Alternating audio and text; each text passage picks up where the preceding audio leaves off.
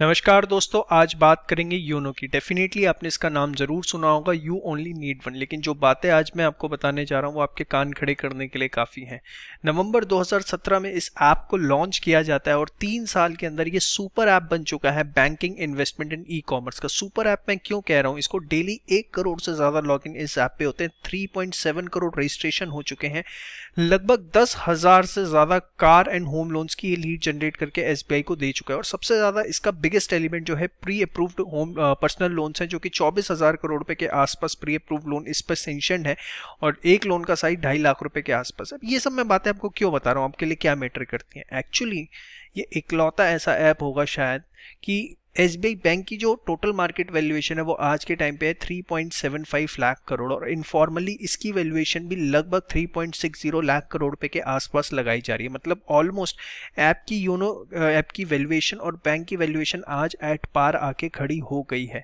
और इवन जो एसबीआई है इन फ्यूचर ये प्लानिंग कर रहा है कि वो इस ऐप को एक इंडिपेंडेंट ऐप बनाएगा। इंडिपेंडेंट ऐप मतलब कि दूसरे बैंक्स भी जो है इस पर आ करके अपनी सर्विसेज दे सकते हैं। जैसे पॉलिसी बाजार है, वहां पर अगर आप देखें सारी इंश्योरेंस कंपनीज एक प्लेटफॉर्म पे आती हैं। ऐसी बैंक बाजार है, वहाँ सारे बैंक्स डील कर रहे हैं। ऐसी योनो की प्लानिंग चल रही है कि वो इसे एक न्यूट्रल प्लेटफॉर्म बना दे। ये सिर्फ स्टेट बैंक ऑफ इंडिया की ऐप के नाम से ना जानी जाए, सारे बैंक्स जो है एपीआई के थ्रू कॉन्फ़िगर करके अपनी सर्विसेज इस पे ऑफर कर सकें। और ये सबसे ज़बरदस्त और सबसे पावरफुल ऐप आज के टाइम पे as on date Indian banking system के अंदर जो है काम कर रहा है। एसबीआई इवन ये कोशिश कर रही है कि वो सारा का सारा जो अपना रिटेल प्रोडक्ट्स हैं, 2 व्हीलर लोन्स हो गए, high and express credit cards हो गए, वो सारा का सारा जो है उसे डिजिटलाइज कर दे।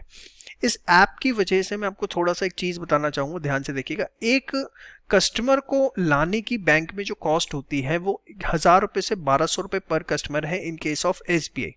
और एचडीएफसी के अंदर जो है ये सबसे लोवेस्ट है। क्यों लोवेस्ट है? क्योंकि एसबीआई को जो 1,000 से 1,200 रुपये पर कस्टमर कॉस्ट पड़ती है वो उसका कॉस्ट टू इनकम की जो रेशो होती है कि हर 100 रुपये में आप कमाने के लिए आपकी कितनी कॉस्ट आ रही है, तो that is 52.46% for SBI. HDFC के केस में है ये 38.64% और आईसीआईसीआई बैंक के केस में 43.48%।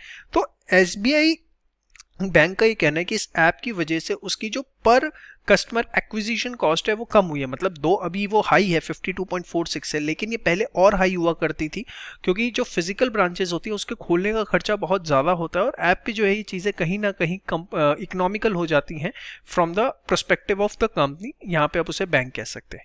फिक्की और BCG that is Boston consultancy group का ये कहना है कि फिनटेक जो सेक्टर है $100 बिलियन की अपॉर्चुनिटी इंडिया के अंदर प्रोवाइड करता है। भारत पे आपको पता ही होगा क्रेड जो कि क्रेडिट कार्ड की पेमेंट की कंपनी है, रेजर पे जिसके थ्रू वेबसाइट्स पे पेमेंट होती है, पाइन लैब्स $1 बिलियन के ऑलरेडी वैल्यूएशन ले चुके हैं। और योनो जो है उन्हीं सेगमेंट को टारगेट करने के लिए जो है बनाया जा रहा है जहां पर मल्टी बैंकिंग सर्विसेज जो है ऑफर की जा सके। जैसे आपको क्रेडिट पे जैसे क्रेडिट कार्ड की पेमेंट कर सकते हैं, भारत पे यूपीआई वगैरह चला सकते हैं, स्मॉल लोन सेंशन किए जाते हैं।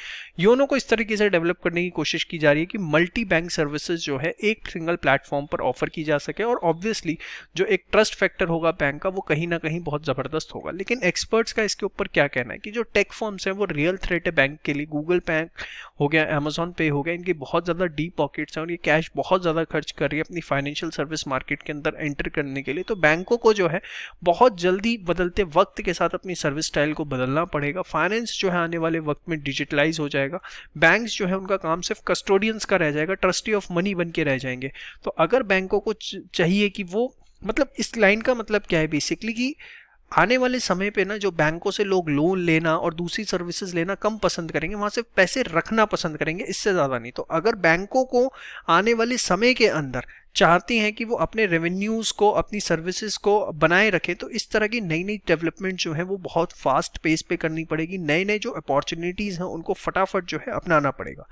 इसके अलावा कुछ लोगों का ये भी कहना है कि एसबीआई जो प्लान कर रहा है कि योनो को एक न्यूट्रल प्लेटफॉर्म बना दे, वो थोड़ा सा मुश्किल काम है क्योंकि एक सब्सिडाइज प्रोडक्ट है, इसकी काफ़ी ऐसे एक्सपेंसेस और कॉस्ट हैं जो अभी तक नहीं पता है।